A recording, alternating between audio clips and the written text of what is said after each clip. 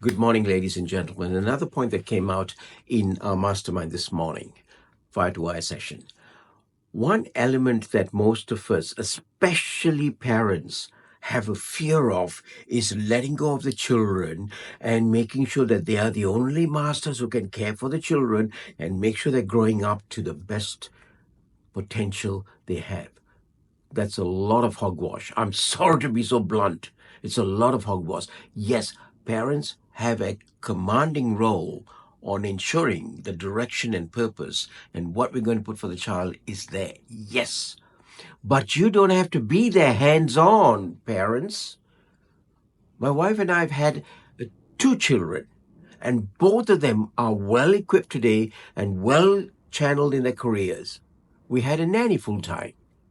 Now, I understand many say, oh, you can't afford this. In India, we have this culture. Unless we do it, it's not good enough. Hello. I point out to my mastermind members, everybody is good enough. Find a good support structure. You do not need to spend the time where children can be cared for by their parents. No, children can be cared for by the nannies, by their servants, by the maids, if you select the right one with the right attitude.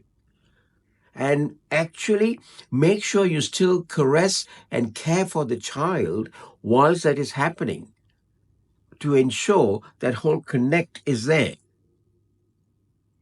Have a look at some of the audios and videos on segments such as this that have been put out by Fire to Wire in the Mental Resilience Mastery platform.